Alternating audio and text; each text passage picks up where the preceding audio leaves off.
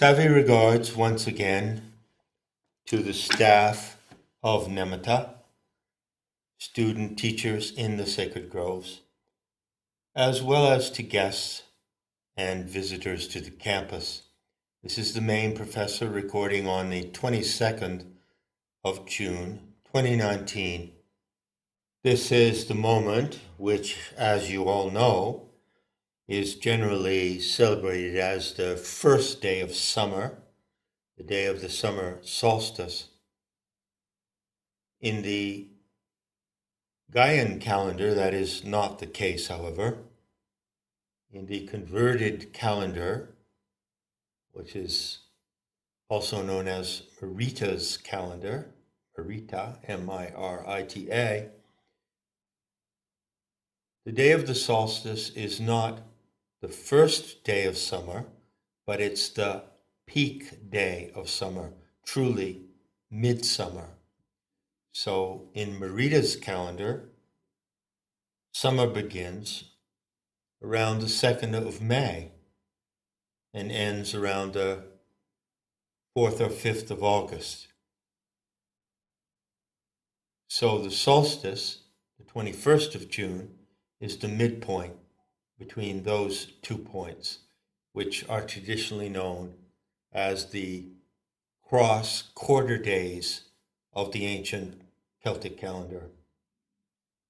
In any case, however you figure it, I'm taking this day as an occasion to make a special presentation to guests and visitors to the campus.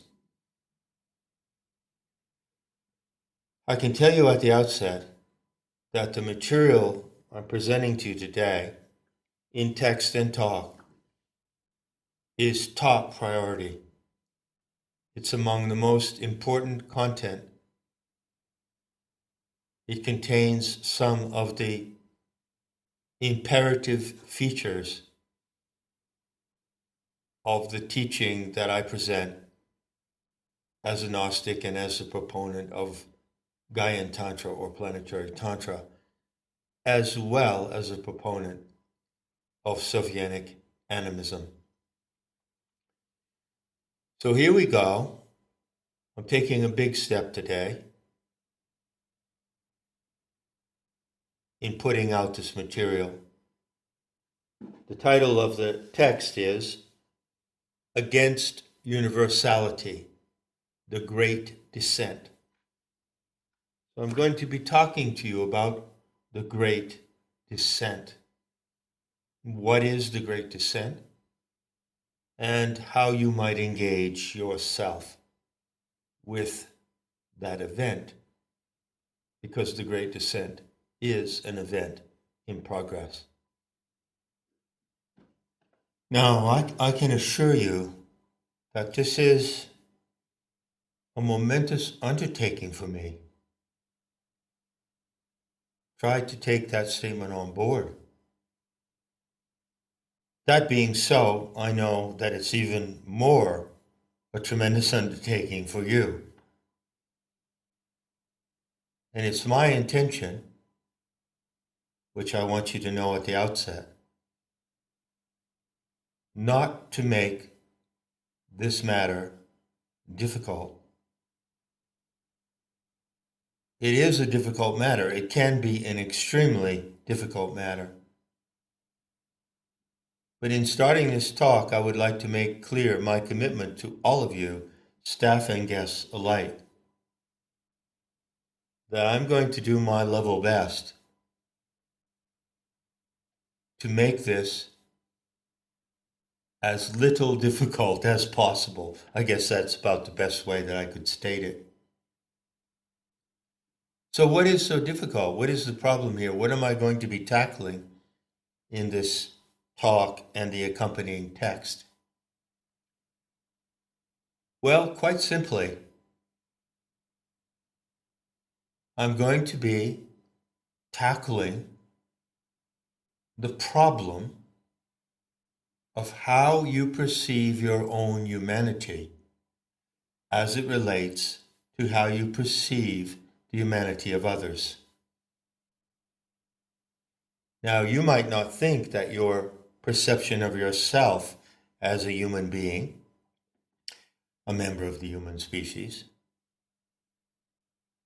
and the attendant perception of others who stand before you in the world, whom you recognize as human. You might think it's not a problem, but I'm telling you, you're wrong about that. You're really, really wrong if you think it's not a problem.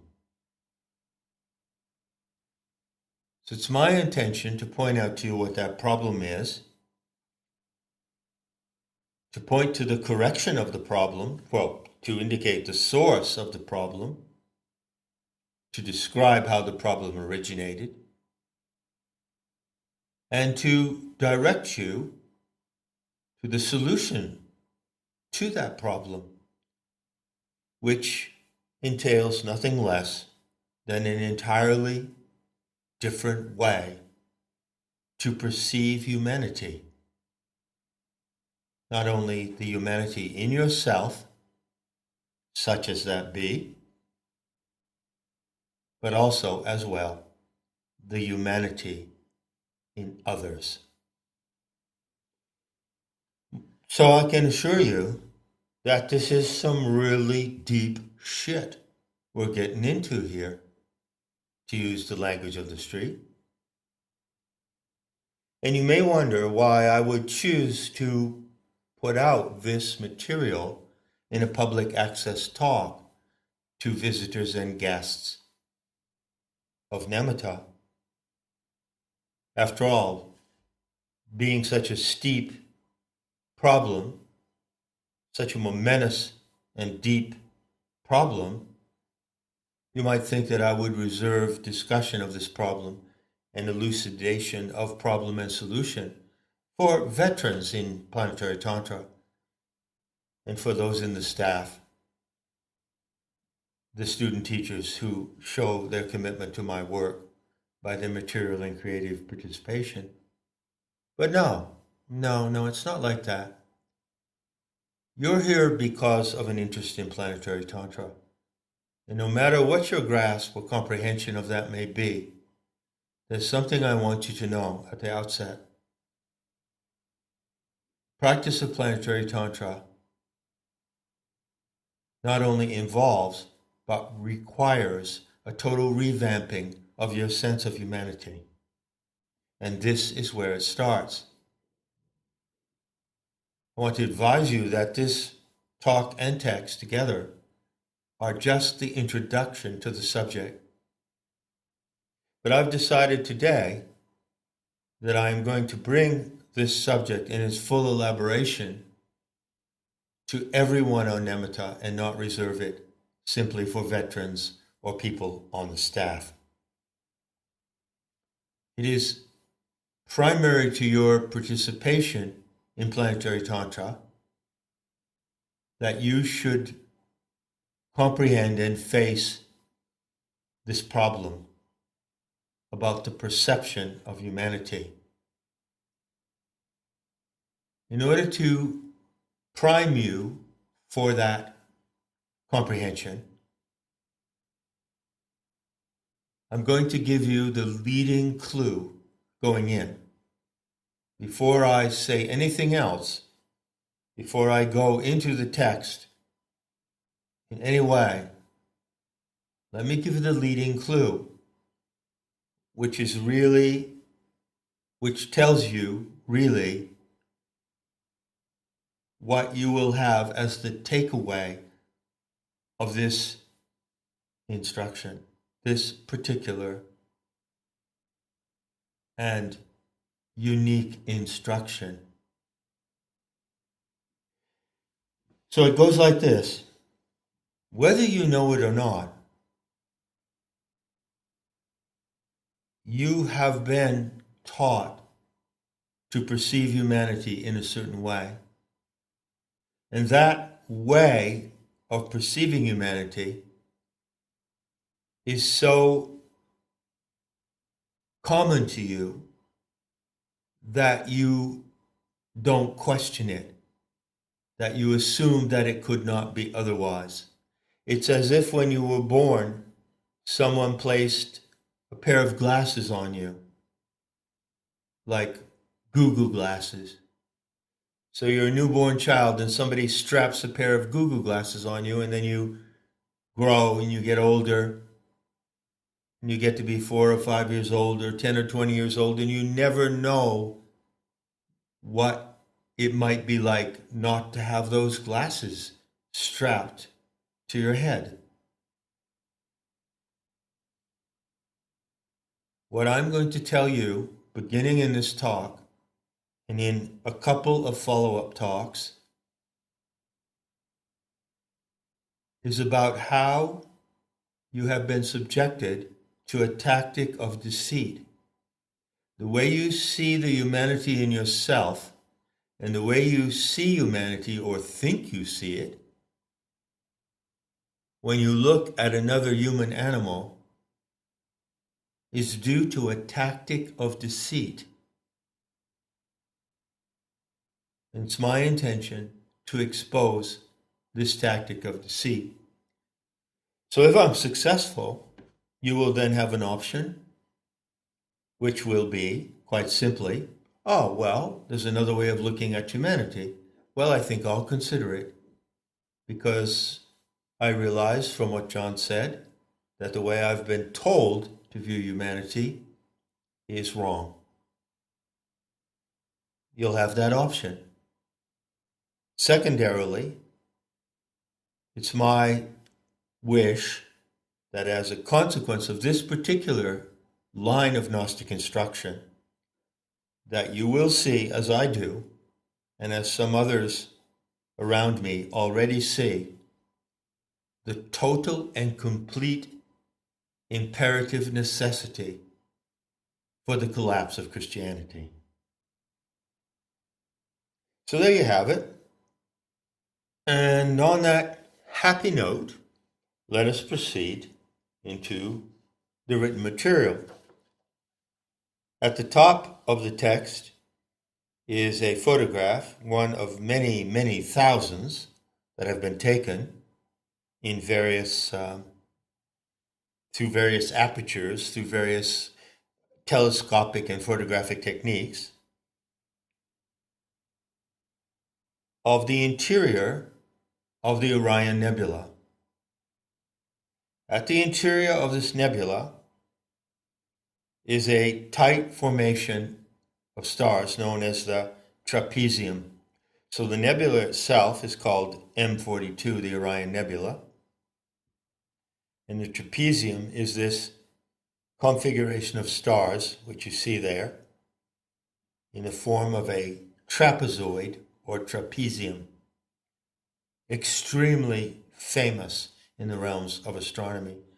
You can go research it on the internet. You'll find volumes of photographs and volumes of articles that have been written about this locale.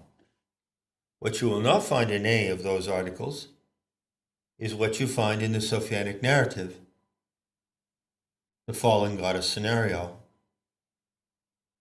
According to that narrative, the genomic plasm of the Anthropine species, from which all strains of the human species emerge, is embedded in the trapezium. It actually hangs in the trapezium like a hammock. The trapezium may be imagined as a kind of cradle. The four most prominent bright stars of the trapezium, plus dozens of others, present a structure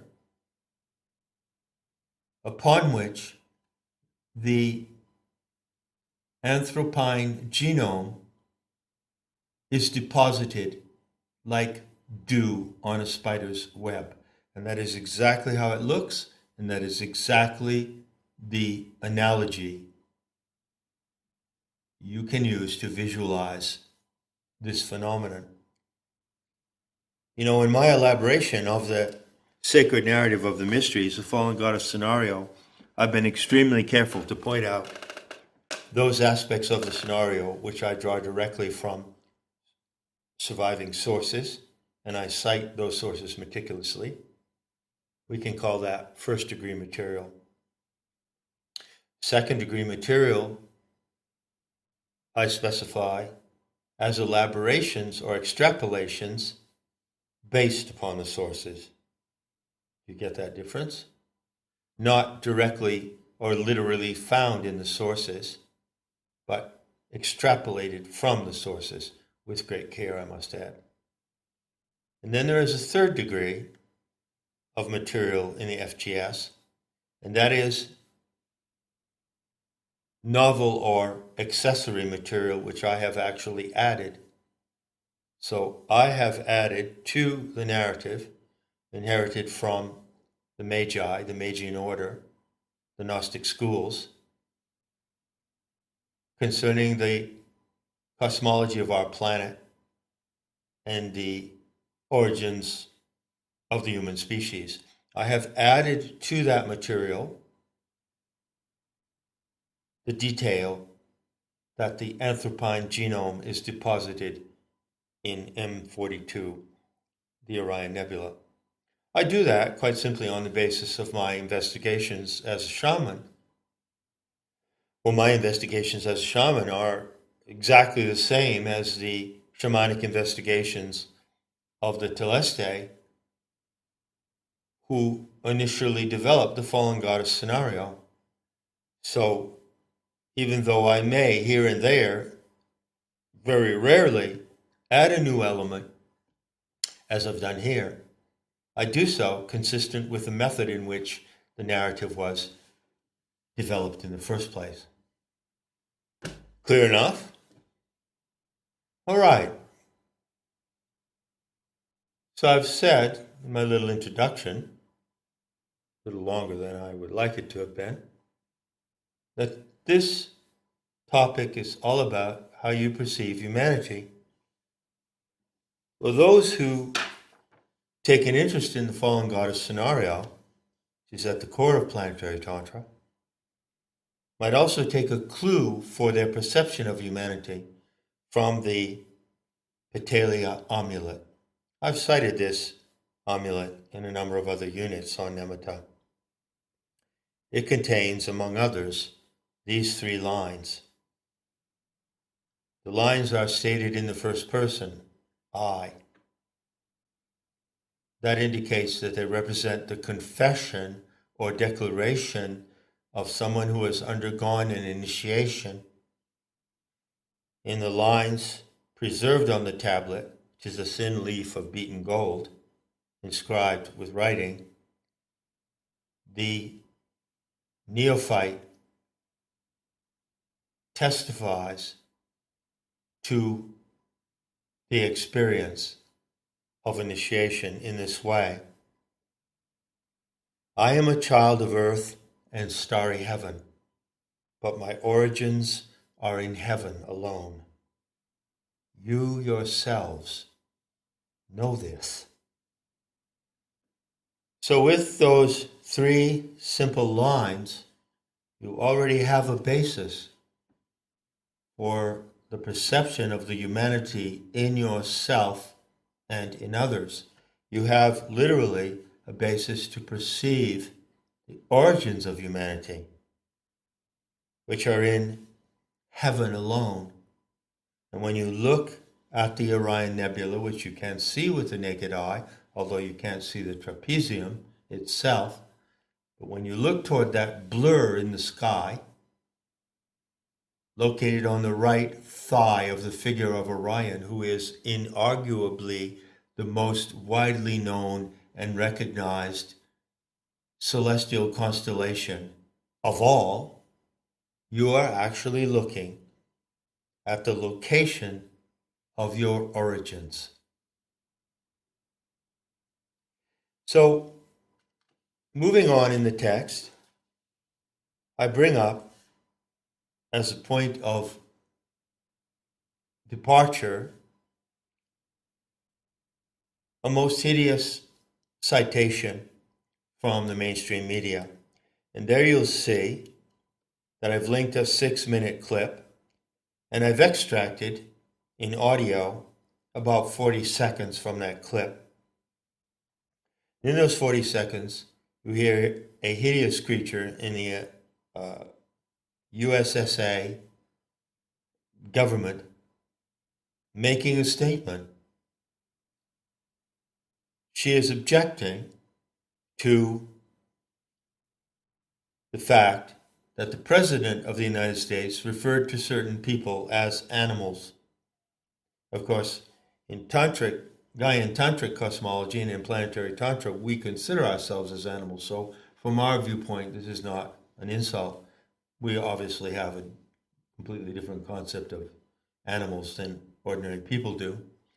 But as you would all know, to call someone an animal in a routine and mundane way is to insult them, to place them in a derogatory or inferior or undesirable status compared to a human being. So the President of the United States used animal as an insulting and degrading term in referring to some members of the well-known Mexican gang M13 who have been known from time to time to commit some pretty brutal and sadistic acts. But this creature from the House of Congress in the United States really protested. And she stated her view that it was really unacceptable for the president to call these Mexican gang members animals just because they butchered a couple of teenage girls alive with machetes. And they've done far worse than that. And she stated her protest in the language of the strictly Judeo-Christian view of humanity. And you listen to her words there for 40 seconds, you know? We are all God's children. And there is a spark of divinity in everyone. And how can it be? Does the president not believe in the dignity and worth of every person? Because if you do, then you would see the humanity in these M13 gang members. And you would respect the dignity and worth of those gang members based on your perception of the humanity and the essence of humanity that resides in them as it resides in you. So how do you like that proposition? How would you like to go along with that? If you stood right now on the street in front of one of those members, tattooed members of the M13 gang, and looked him in the eyes, are you going to see in him the same humanity that you see in yourself? Do you feel obligated to? Well, according to Nancy Pelosi, you damn well do feel obligated to. And if you don't show that you hold this way of perceiving, then you are inhumane, and there is something less than human about you. All of that enforcement, it really is an enforcement. Let me put it in this way. The implicit enforcement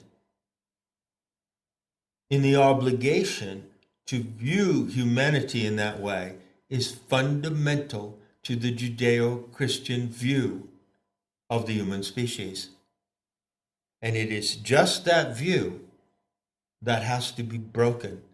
That view is actually an evil spell that has been cast upon you that prevents you from having another kind of perception of humanity. So if you are willing to accept that a false sense of humanity and a false perception of humanity has been imposed on you, then you may be willing to consider that there is another way to look at humanity, and that's where I'm going in these talks. So the next section is titled Spark of Divinity, and there I cover some really important points about this concept that all human beings have a spark of divinity in them. And I go into the background of this concept, and I show that, as a matter of fact, the Gnostics were wrongly accused of holding the view that we are sparks of divinity who have lost ourselves in the darkness and evil of material existence. That is not a genuine Gnostic view, although it is widely and almost unanimously considered to be one. Those of you who are listening now, and let's say, who have read Not in His Image, will know that I've taken considerable effort to refute this view, which is called routinely scholars call it the anti-cosmism of the Gnostics, anti-cosmic. The claim that Gnostics rejected the material world, the claim that they considered it to be the creation of an inferior or satanic deity, is entirely wrong. And I've corrected it in a number of ways on a number of occasions. So what I do here in this text is simply reiterate a couple of the main points of my refutation.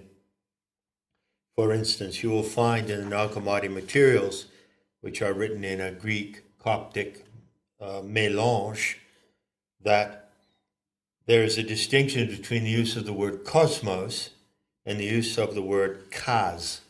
And kaz, K-A-Z, is the Coptic variant of the Greek geia, or ge, G-E, meaning the earth. Well, those texts, if you read them meticulously, distinguish the earth from the cosmos or the system. So for Gnostics, the word cosmos, which is best translated as system in this sense, was something negative, more comparable to the matrix. According to the Gnostics, we live on the earth, kaz, geia, which is the body of the Aeon Sophia in material immanence. And that is not a prison, that is not a delusion, that is not a matrix. But there is a system of deceit imposed upon us within this natural world we inhabit. So the natural world is not evil, but the system of deceit imposed upon us directs us away from the truth. And to that extent, it can be considered to be evil, that is to say, working against life. So there you go. There are many ways to state this proposition, and I've talked about it many, many times in my interviews on the internet and so forth. The spark of divinity lost in the murk and darkness of the material world is, when you actually examine that paradigm and go looking for the cultural and textual roots, it is, you will find, a teaching of Talmudic Judaism and the Kabbalah. As a matter of fact, I put spark of divinity into the search engine, went and clicked on images, and guess what was the first image that came up? Is a painting, which I reproduce here, on the site Chabad.org. And Chabad.org is a platform for the theology and ideology and dogma of Chabad Lubavitch, which is the leading Talmudic sect in the world. Chabad Lubavitch is also an extremely potent political and financial influence in the world. As a matter of fact, the Yehudi concept of correction, which is called Tikkun Olam, is based on this narrative that there are sparks of divinity who have fallen away from unity in the Godhead, fallen into material darkness, and need to be recovered, collected out of the darkness, and restored to unity in the Godhead. That, in a sentence, is the basic theological proposition of Chabad Lubavitch and of Talmudic Judaism. Now, it remains to be seen if these, quote, sparks of divinity, unquote, are descriptions of some divine essence, immaterial spiritual essence that abides in all human animals, or if it only abides in certain human animals who are of a superior status in the species, or may even belong to a higher species than what we commonly recognize as human. So there you go. And from that topic, I segue back to the topic of the Orion Nebula. I do so because I want you all to be perfectly clear on where you come from. You know, you don't have to imagine where you come from. You don't have to think about it. You don't have to speculate. You don't have to make believe. You don't have to make up some story. You don't have to attribute where you, as a living human creature, come from to some kind of fantasy that you concoct or someone else has concocted in the Urantia book, for instance, or in Blavatsky's Secret Doctrine. No. All you have to do is go out at the right time of the year and look at the sky. Many, many people around the world, even though they don't exactly know what they're seeing, recognize the form of the constellation of Orion, the Skywalker, as the Egyptians called him, or as they are thought to have named that constellation. Asar, I believe. My Egyptian is a little rusty these days. Skywalker. You see this mammoth figure walking across the sky with a characteristic belt.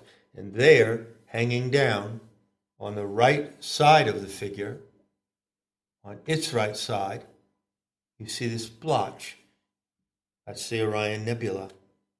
That's where you come from. Everything is material. I know there are some of you by now, or I suspect, I won't say I know, that's a bit arrogant. I suspect there are some of you by now who get a bit of a thrill every time I say that. Everything is material. The human genome is a material plasm consisting of a nucleic acid substrate, which is a fluidic medium distributed across the stars of the trapezium in the Orion Nebula. And that is such. That is a fact. It is an inarguable fact. It is not make-believe. It is not an hypothesis. So how wonderful it is that if you want to see the origin of your own material being, you can go out in the sky and look at it, and do look at it. Do contemplate that beautiful vision on some occasion, on every occasion when you have the opportunity. You'll see what it does to you to look in that direction and know what you are seeing. Now, proceeding with the written text, following my comment on the Orion Nebula with these illustrations, I introduce the acronym T-A-D, tad. And I propose to use this word to replace the word people. For some time now, I've been, I won't say uncomfortable, but I don't really enjoy the word people. It always makes me think of People magazine, and I see myself standing in the supermarket checkout line with a can of tuna and a quart of milk, looking at the latest issue of People magazine. People, the peeps. I really don't like this word. When you talk about the dignity and worth of the human person, to me the word people does not convey that. So I came up with this abbreviation, TAD, which stands for Tertiary Anthropine Derivative, which is pretty fancy, you gotta admit. I mean, it's a fine day of the week when you can invent something like that. As a matter of fact, it's quite precise Gnostic language. Tertiary Anthropine derivative. So Anthropine refers, of course, to the Anthropos, the Anthropine species.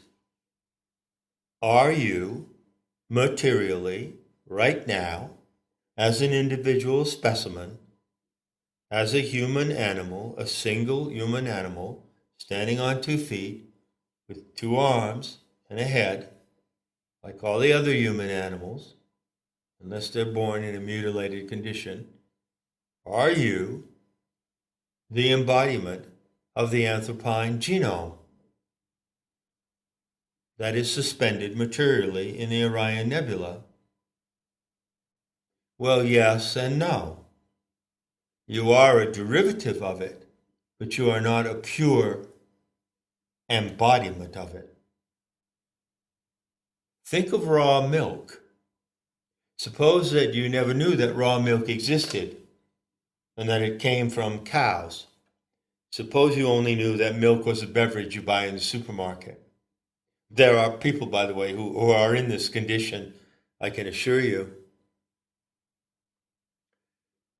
So there's milk that you buy in the supermarket. So you come home with a carton of milk, and let's say you decided to try something new and you saw, chocolate milk.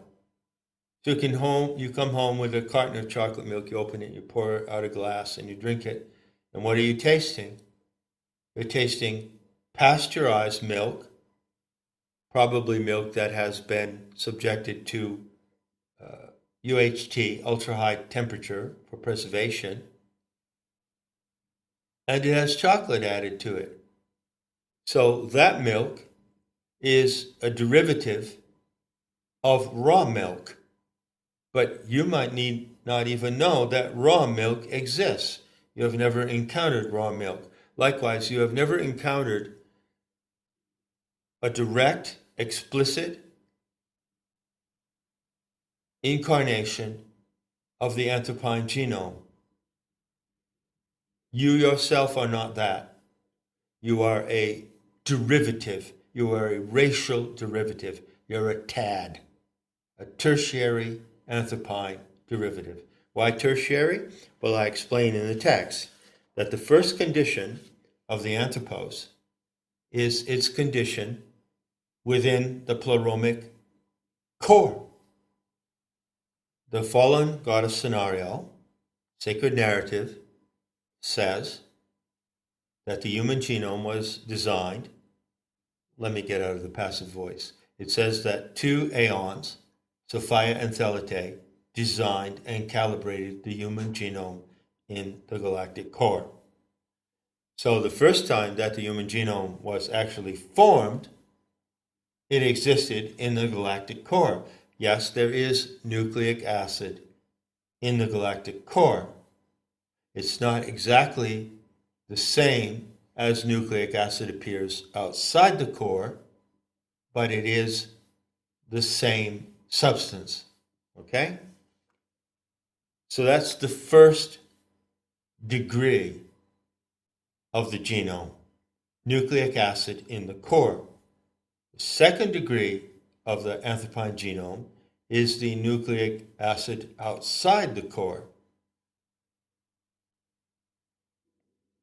The great film in the form of dew on a spider's web of nucleic acid deposited in M42. That's the second degree, or the second derivative condition.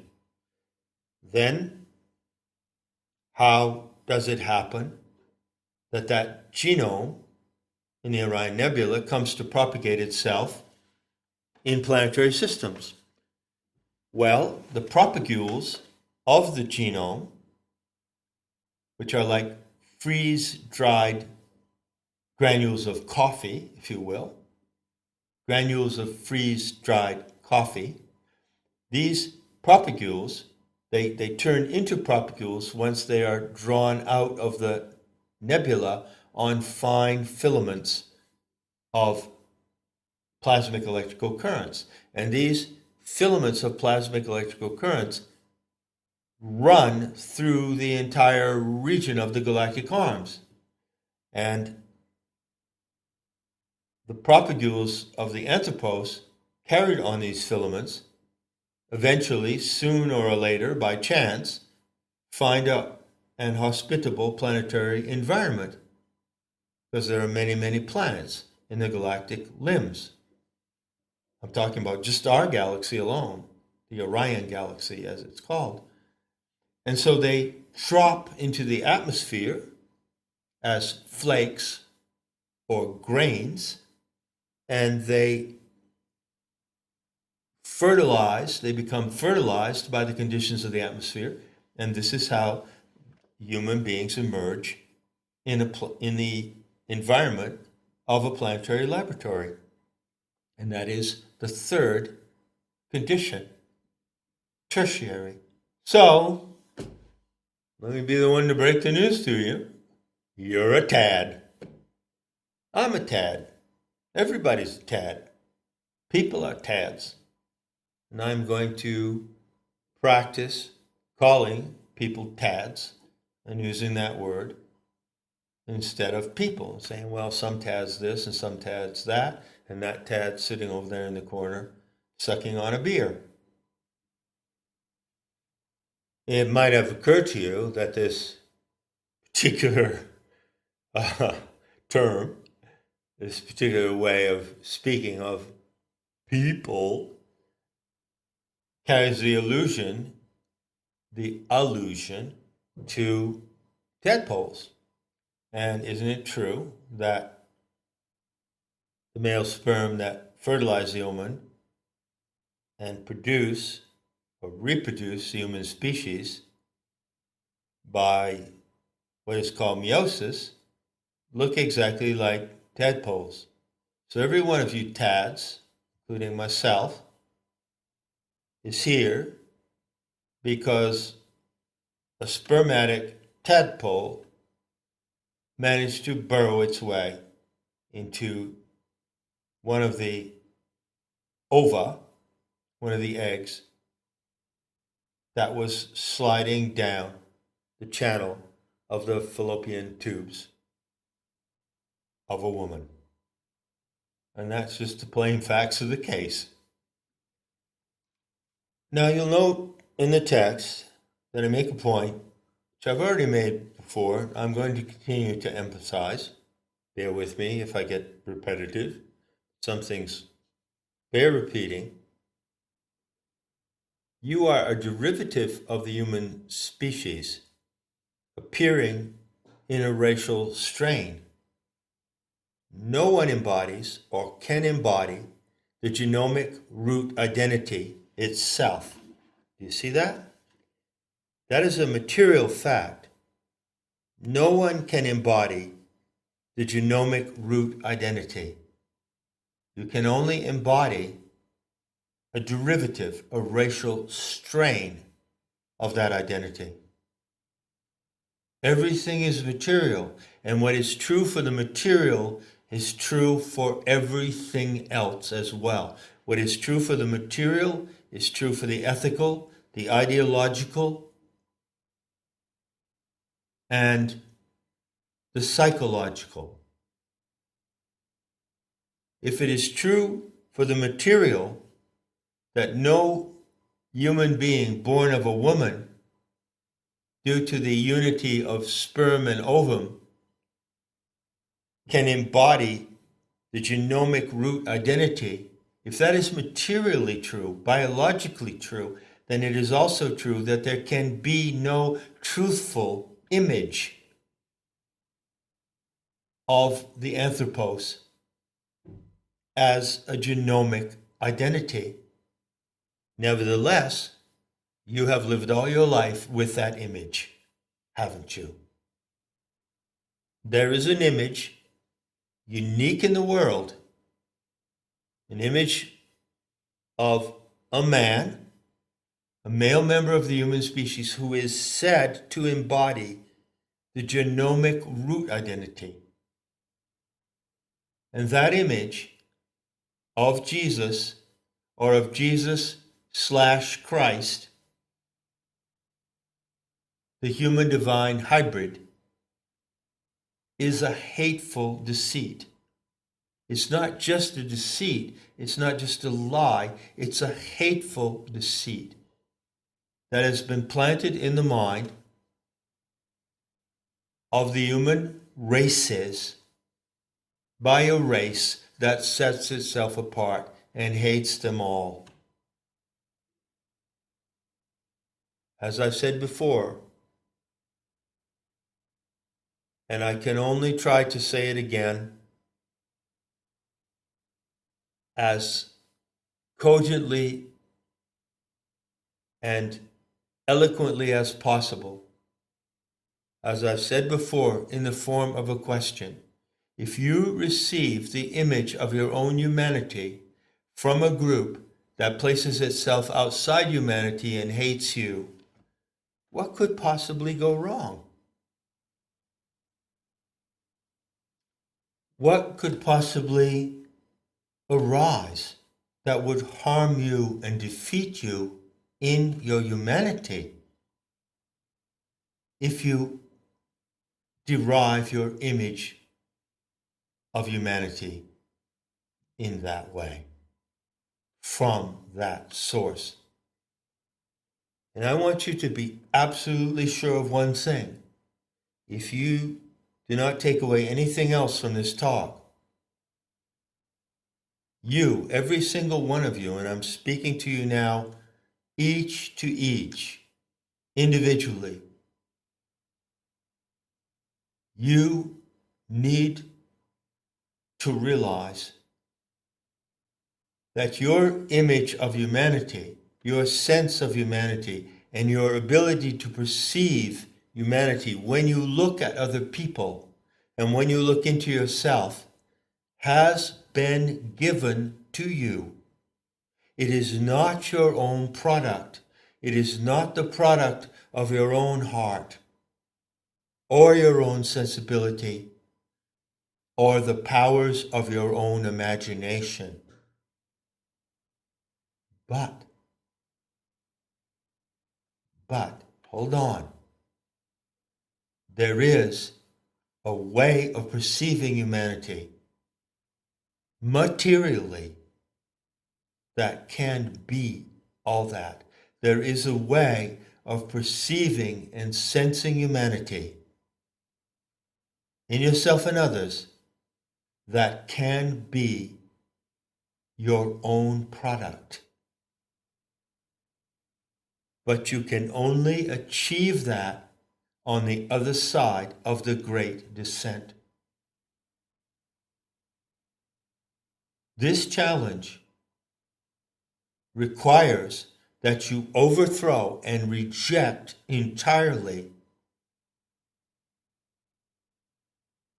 the view of humanity that has been given to you. You must recognize who gave it to you. The source of it is no mystery. The source of it is not something to speculate about. Everybody knows who gave to the human races their universalist sense of humanity. Everybody knows that. And that is what you must reject. The sense and image of humanity coming from that source. The Great Dissent has, you might say, a negative and a positive aspect.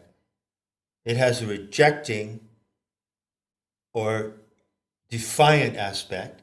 It is an act of defiance, but it also has an affirmative aspect. First, in the Great Dissent, you defy and deny and reject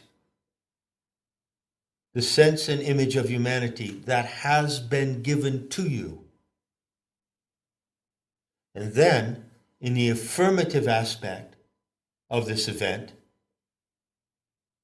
of this great, great undertaking, you find the sense and image of humanity that comes as your own product.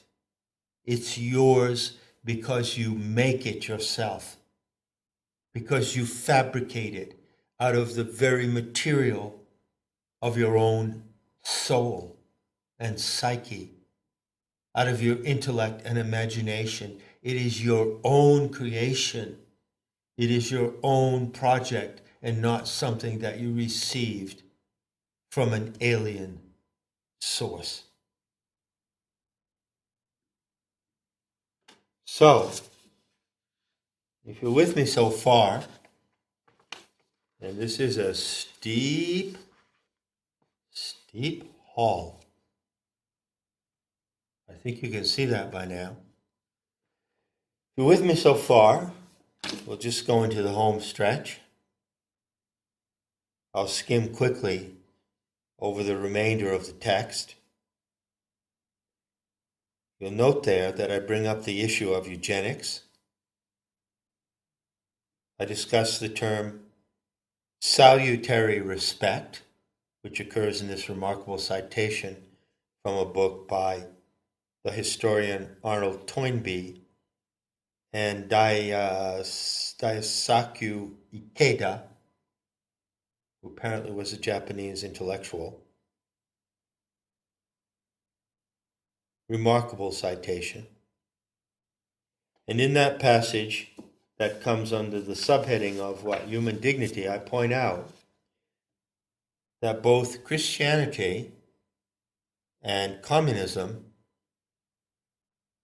are firmly based on this concept of universal humanity, which has been given to you. I know of no other citation in all of my work, all of my studies and research, that is as clear as the one I present here. What Toynbee and his collaborator say is so important.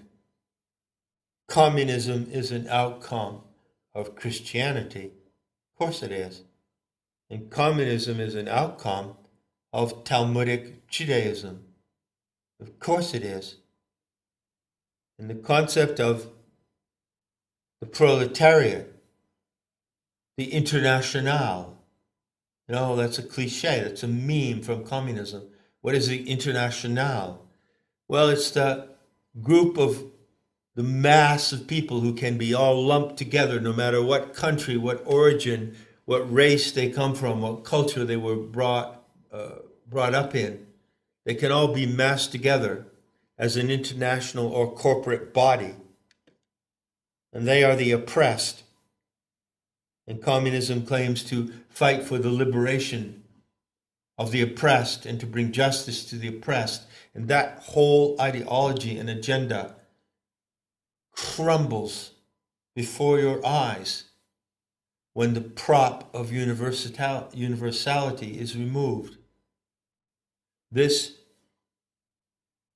concept, it's not only a concept, but it's a sense and it's an iconic image all in one. That complex of universality props up communism.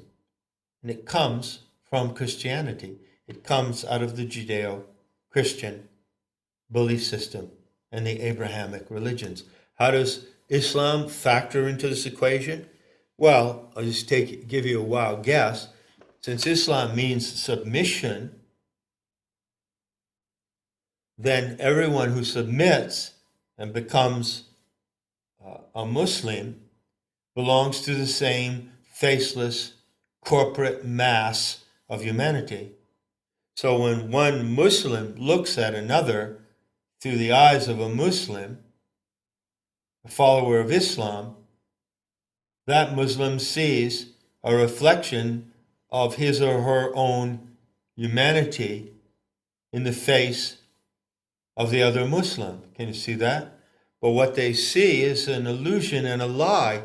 It's as if there is some real entity or agency, as if there is some true and genuine presence existing in that faceless recognition. The recognition of 1.6 billion faceless zombies for one another. That's the universality of Islam. It's the same scam. It's the same lie. It's the same hateful deceit. The Abrahamic religions all have the same root, and that is the archaic deceit of the Tzaddikim. Coming around to the conclusion of the text, there are just two more points I would like to highlight. First one, I might give you in the form of a recitation. It's only one short sentence, and you can certainly memorize it. If I may be so bold to say so, it could be one of the more important things you ever learn in your entire life. And it goes like this. The Anthropos is purely imaginal, extra-biological. Races are existential, biologically real. Two sentences, actually. Can you handle two sentences? Now you may have a question about my use of the term extra-biological or exobiological. There is actually a word, exobiology. It refers, I believe, to the existence of biological creatures and entities outside the atmosphere of the earth. Exobiology. Is the Anthropos exobiological? Absolutely.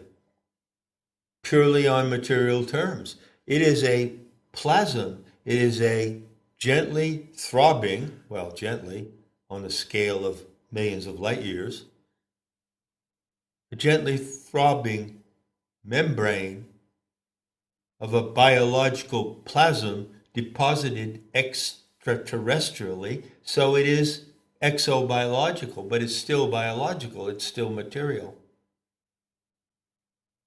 The Anthropos is purely imaginal, exobiological, but races are existential, biologically real. There, I made it into one sentence for you. Is that easier? I want to make it easy, believe me, I do. And I've got to warn you, that's what's coming in the continuity of this talk. What's coming in the completion of this topic is a game changer like nothing you've ever seen before. It's brewing. It's brewing like a storm. It's getting strong. And when it breaks like a thunderhead, I'll be there to tell you what's happening and to read the weather. I'm not just going to read this for the staff. I'm going to read this for everyone who comes into PT. Why do you come into PT? Why are you interested? Why are you here? Why did you sign up for Namath to be a guest and a member? You want to know who you really are. You want to know what you're really looking at when you walk down the street and you look at other human beings streaming towards you on the sidewalk? Do you want to know what you're really looking at? Do you want to know what to look at? What to look at. That's an instruction. You've never been told what to look at when you cast your eyes and cast your gaze over your fellow human beings. All those other tads, right? All those tads out there on the street.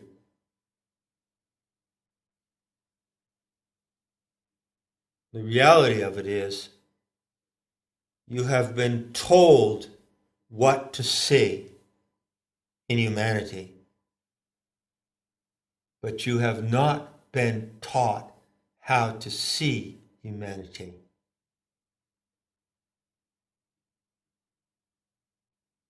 So who's going to teach you how to see humanity?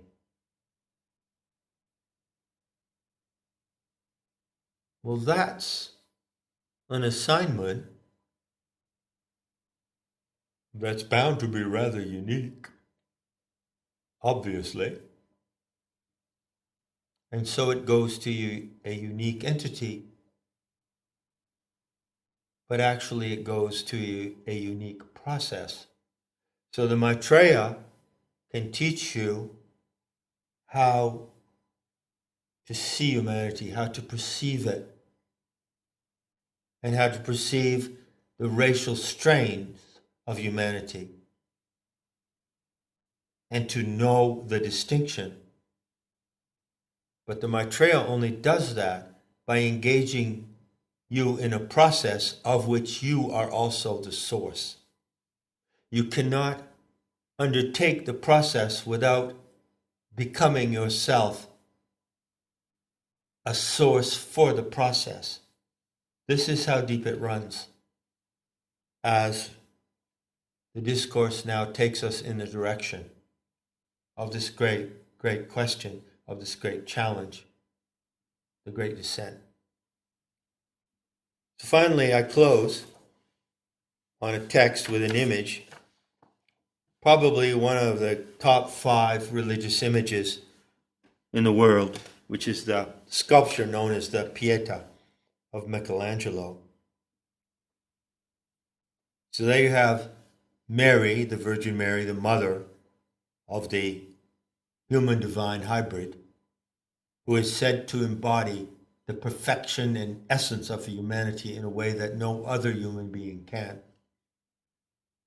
And there he is, limp and dead, a corpse in the laps of his mother. And you are supposed to celebrate this image, not only as the picture or icon of your own humanity, but as that which gives you the sense of that humanity. Do you have a sense of your humanity when you look at this limp, dead corpse, a victim of torture? Is that where you get your sense of humanity? From a tortured corpse? Well, many people do. And that is a fucking inarguable fact, isn't it?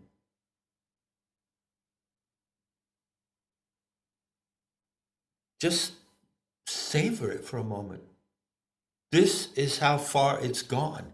This is how bad it's gone and how rotten it's gone.